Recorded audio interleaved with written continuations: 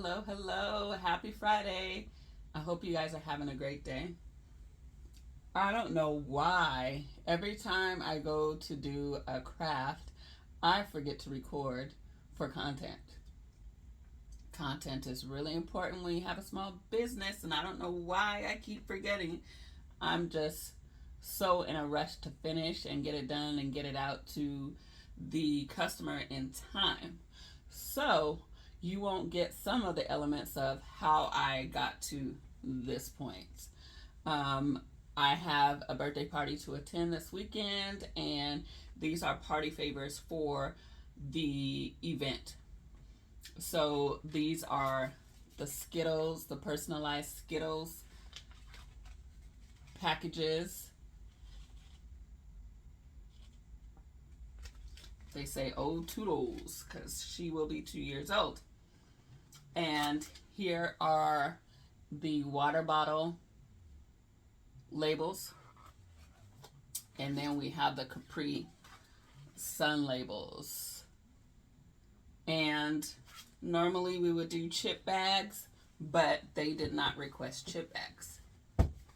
So, just so you have some starting point as to how I got here, what I did was I created the images in both Silhouette Studio and Canva. The picture of the little girl that's on the packaging, I took that picture and removed the background in Canva. Just so much more easier for me to do it that way. And then for the rest of the label, I created it in Silhouette, put her on top, all of that good. Now, you can go ahead and do it in Silhouette all by itself, or even Canva by itself, but I like that method. It works for me. So as you noticed, I printed this from Silhouette, and the reason why I did so is because I wanted to get these marks on my page. And what those marks are called, they're called registration marks. And what happens is that when you put the paper into your vinyl cutter or whatever type of cutter that you have, it reads these marks, and then you get an accurate cut instead of having to cut them by hand. If you have to cut them by hand, that is fine. Also, for these, don't let no one tell you that you have to go out and get an expensive printer, because you don't have to for a project like this. I have a printer that I bought for like 20 something dollars at Walmart, and it works fine. As you can see, it still comes out, prints out in vibrant colors. Colors are great. So yeah, don't let anybody tell you that you have to go out and get one of those expensive printers. Print it with your regular color printer, inkjet or laser. Just make sure that the paper that you choose, or the sticker paper, or the cardstock that you choose, is for either an inkjet or a laser. It matches your printer. Some printer paper, some of this paper actually is good for both. So that's another thing. So let's just go ahead and assemble these, at least one of the Skittle bags. And so with it printed out, I'm sorry it's curling up, but here is the Skittles package. And I know exactly where I want to fold, because I've done, as you can see, many of them. And also when I created it in Silhouette, I did the size that I wanted for the whole thing. And then I put a square with an outline of red so that I can see it, or whatever color, a square on top of where I wanted the image, or the image itself, so that I knew exactly where I wanted to put the actual layout of the picture that I wanted on the front, so that I'm not overlapping into the area that I want to fold over, if that makes sense. And I know I'm going pretty fast here because I have to actually go and deliver these in a few minutes. So I'm just folding where I know that I want it to overlap at. I have nutritional facts back here for a little girl. You can find those on Google, Etsy, whatever.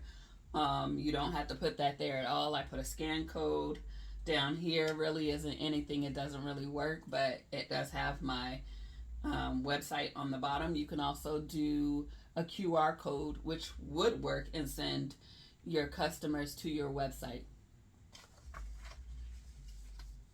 And so I'm going to fold the other side, giving myself some room, and I'm kind of eyeballing it at this point, but giving myself some room for the double-sided tape that I'm going to put on here. Some people like to use glue guns, but I don't. I like to be able to use a double-sided tape because it allows me, if I don't quite have it put together correctly, it allows me some leeway to take it apart and reset it, which is great. Oh, there's one more thing that I need to grab, and those are my scissors. Be right back.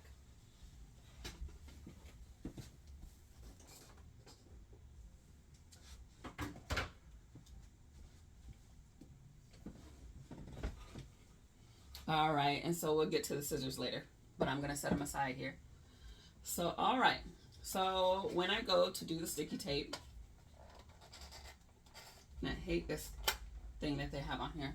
When I go to do the two-sided tape, what I do is I put it on the side that I have overlapping the other. So, in this case, it is the side with the nutritional facts on it. And then I do the inside of it on the bottom,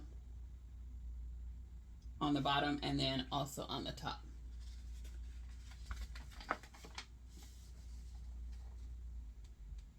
So I'm just gonna roll a piece of tape on here. And even though you can't see it, yes, it is working. I can't really see it either, but I know it's there. And if you get to the end and there's a little piece that's hanging over the edge, just go ahead and press it, fold it over so that you won't be able to see it when you put it all together. Let me get these sides taken care of so we can just go ahead and assemble. And I love this contraption. I actually got it on Amazon, the dispenser, and I'm so right-handed, so I have to turn it the right way in order for me to get the tape on here like I want it. And there I go again, going off the edge, which I told you before, it's fine. All you have to do is take it and just fold it over into the inside, because either way it's already sticky on both sides, so it's gonna stick the way that you need it to. So I'm gonna put the Skittles on the inside, and you see it fits perfectly. And so I scooch it over to the edge that doesn't have the adhesive on it, because I'm going to fold it over and I want it to be on there really good. So there's that side, and I'm going to press down lightly just in case I need to adjust, not too hard. And I always start at the bottom when I press the two ends together so that the bags won't fall through. And I press from the middle outwards. This one is a little sloppy. And so if you do get a crease like this, like I said, this is why I use double-sided tape, because I can go separate this and do it again.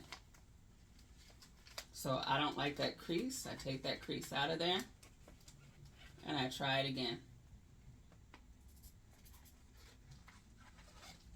Awesome. All right, so that is stuck together. Then I'm going to push this back down and do the same thing on this side, starting in the middle first and working my way to the outside. And I still have some that is sticking out, some of the tape that's sticking out on the edge, over the edge, which is fine. And you'll see why in a minute. So there you go. You have your assembled, sorry, I can't figure out this camera obviously, but you'll see that it's assembled. And here's where the scissors come in. So I like to open my scissors pretty much all the way, so I get that crinkled effect on the end. I got my crinkle, as you can see, these scissors have the jagged blades. So I open it all the way so that I don't have to, it's gonna cut all the way across the edge. And maybe there are times where I have to cut twice because some of the edge wasn't caught, and that's perfectly fine as well. So I go slowly just to make sure I'm catching the edges.